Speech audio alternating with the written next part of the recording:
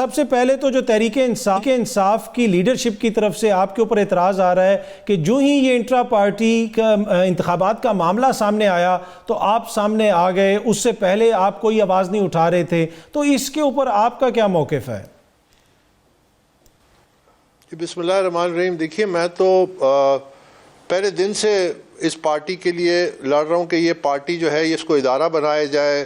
اس party کو جو ہے اس کے جو صحیح مالک ہیں وہ اس کے ورکرز ہیں، جو اس کے لیے جدوجہد کرتے ہیں، محنت کرتے ہیں.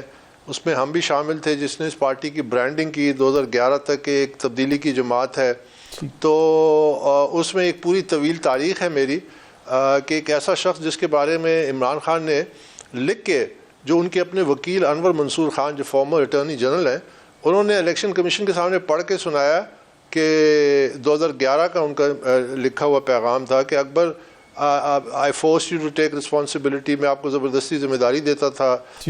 I pandered you were the number 2 in the party. تو ایک نمبر 2 پارٹی کا جو شخص ہے وہ کس لیے سامنے آ گیا؟ اقتدار تو نظر آ رہا تھا.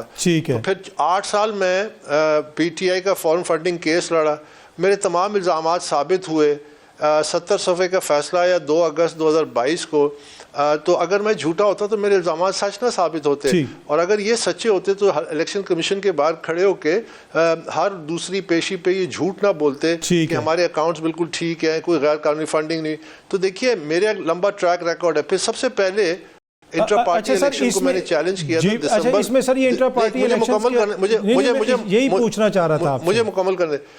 جی میں یہ اسی میں سر آپ ایڈ کر لیجئے گا. 2012 میں جی please go ahead sir, please آپ کر لیں کمپلیٹ. دسمبر 2012 میں میں نے پی ٹی آئی کا انٹرا پارٹی الیکشن اس وقت کا تھا، وہ بھی چیلنج کیا تھا، جو بعد میں جسٹس وجی نے اس کو پھر رد کر دیا، کرپشن تھی. تو میری ایک لمبی ٹریک ریکارڈ ہے. میرا مقصد صرف یہ ہے کہ پاکستان تحریک انصاف کو ایک ادارہ بنایا جائے جہاں پہ میرٹ پریویل کرے، جہاں پہ لیڈرشپ جو ہے وہ ورکر اس کا انتخاب کرے، تاکہ وہ لوگ جو ہیں پھر پاکستان میں تبدیلی لا سکیں. ٹھیک ہے. اچھا سر، اب یہ سارے جو معاملات چل رہے ہیں اس وقت، جو تحریک انصاف کے ساتھ ان کے جو لیڈران روپوش ہیں، ان کے جو چیئرمین ہیں وہ تبدیل ہو گئے ہیں، بیرسٹر گوہر صاحب آ گئے ہیں، اور ایک طرح سے پارٹی زیر عتاب ہے. اب اگر یہ جو سارا معاملہ چل رہا ہے اس کے نتیجے میں پارٹی سے بلے کا نشان بھی واپس لے لیا جائے، وہ ایک مقبول جماعت ہے یہ بھی کہا جاتا ہے، تو یہ جو ساری آپ کی لیٹیگیشن ہے سر، اس کا ایک نتیجہ تو یہ بھی نکل سکتا ہے نا کہ وہ ورکر، وہ ووٹر جس کی جنگ آپ لڑ رہے ہیں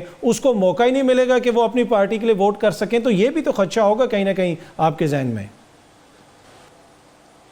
دیکھیے اسی خدشے کی وجہ سے تو میں نے یہ عمل کیا. اور اگر آپ کو یاد ہو کہ میں نے ایک ویڈیو میسج بھی کیا کہ دیکھیے یہ انٹرا پارٹی الیکشن جو آپ نے کروائے یہ مکمل فراڈ ہے، یہ فراڈلنٹ ہے، اور یہ سلیکشن ہوئی ہے، اور یہ جو بنیادی آئینی اور قانونی حق ہے ورکر کا، کسی بھی سیاسی جماعت کا، کہ وہ اپنی لیڈرشپ کا انتخاب کرے، یہ اس حق پہ ڈاکہ ہے. یاد رکھیے کہ میں نے عمران خان سے یہ مطالبہ کیا تھا کہ آپ خود ہی اس کو کالعدم قرار دیں، اور میں نے اپنی جو کمپلینٹ ہے اس میں یہ لکھا تھا کہ ان کو ایک اور موقع دیا جائے، کیونکہ جو 23 نومبر کا الیکشن کمیشن کا آرڈر ہے اس میں تو انہوں نے لکھ دیا تھا کہ ہم نے آپ سے لینینٹ ویو لیے، ہم نے آپ کو ایک آپشن، آخری آپشن کے طور پہ دے رہے ہیں کہ آپ 20 دن میں ایک شفاف الیکشن کریں اپنے قانون کے مطابق. تو وہ خطرہ انہوں نے لکھ دیا تھا کہ اگر آپ نے نہیں کیے تو آپ پہ قانون لاگو ہوگا. تو قانون تو ویسے بھی لاگو ہونا تھا کیونکہ وہ شام الیکشن تو کوئی نہیں تسلیم کرتا. تو میں نے تو کوشش کی تھی کہ اس کو بچانے کے لیے، لیکن ان کی دیکھیے میں آج آپ کو بتاتا ہوں کہ آج کی پروسیڈنگز میں جو بات ہوئی جو جی میں آپ سے یہ بھی پوچھنا چاہ رہا ہوں کہ سر اگر آپ چیئرمین شپ کے الیکشن نہیں لڑ سکے تو کیا آپ پی ٹی آئی کا ٹکٹ اپلائی کریں گے الیکشن لڑنے کے لیے؟ اور پہلے آپ نے کبھی پی ٹی آئی کی طرف سے الیکشن وغیرہ لڑا ہے؟ سب سے پہلے تو یہ کہ میں نے کبھی بھی یہ نہیں کہا کہ میں پی ٹی آئی کے چیئرمین شپ کے لیے امیدوار ہوں. 2 دفعہ مجھے عمران خان نے سیکرٹری جنرل بننے کی آفر کی.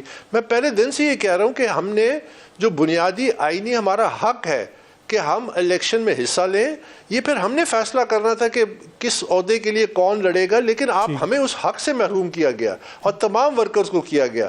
تو میرا تو اور جہاں تک میرا الیکشن لڑنے کا تعلق ہے، شاید آپ کو معلوم نہیں ہے میں بانی صدر ہوں پاکستان تحریک انصاف کا، بلوچستان کا صدر تھا، اور میں نے 1997 کا الیکشن کوئٹہ چاغی کے نیشنل اسمبلی کے پی ٹی آئی ٹکٹ پہ لڑا تھا. تو اس کے بعد پی ٹی آئی کا انٹرا پارٹی الیکشن میں نے لڑا تھا. تو میری ایک لمبی تاریخ ہے الیکٹرل پالیٹکس سر دوبارہ آپ کا ارادہ ہے الیکشن لڑنے کا پی ٹی آئی کی طرف سے ان الیکشنز میں 8 فروری کو؟ دیکھیے پی ٹی آئی کی طرف سے لڑنا تو وہ بڑی دور کی بات ہے کہ مجھے اس سے زیادہ اہم یہ ہے کہ P T I as a سیاسی جماعت ایز این اینٹی جو ہے وہ اس میں جو لیڈرشپ ہے وہ پی ٹی آئی کے ورکروں کے اختیار کے مطابق ہو. یہ نہ ہو کہ جس طرح پہلے ہوا تھا کہ پی ٹی آئی کو اے ٹی ایمز نے قبضہ کیا, پھر اس کے بعد اجرتی سیاستدانوں نے قبضہ کیا, پھر اس کے بعد پی ٹی آئی کے کچھ کنگلے تھے جو ارب پتی ہو گئے اب چلے گئے. اب ایک وکیلوں کا ٹولہ ہے جس کا پی ٹی آئی سے دور دور تک تعلق نہیں ہے. اب وہ پی ٹی آئی پہ قابض ہو کے, تو میں تو بنیادی طور پہ یہ پی ٹی آئی ورکرز کو ان کا حق دلانے کے لیے میرے سامنے یہ زیادہ اہمیت رکھتی ہے. ٹھیک ہے اکبر ایس بابر صاحب بہت بہت شکریہ. آپ نے سنا کہ اکبر ایس بابر صاحب فرما رہے تھے جنگ ہے وہ ورکر کی جنگ ہے, وہ عام ووٹر کی جنگ ہے, میں ان کو حق دلوانے کی یہ ساری جدوجہد کر رہا ہوں. جو دوسری طرف سے اعتراض آتا ہے کہ جس طریقے سے کریک ڈاؤن ہوا تحریک انصاف کے خلاف, ان کی خواتین ورکرز کے خلاف, اس حوالے سے یہ جنگ اکبر ایس بابر صاحب نے کتنی لڑی وہ بھی ہمارے سامنے ہے. پر یہ کچھ جو پوائنٹس ان کے تھے وہ ہم نے آپ کے سامنے پیش کیے. باخبر رہنے کے لیے سنو نیوز کا یوٹیوب چینل سبسکرائب کریں اور بیل آئیکن پہ کلک کر دیں.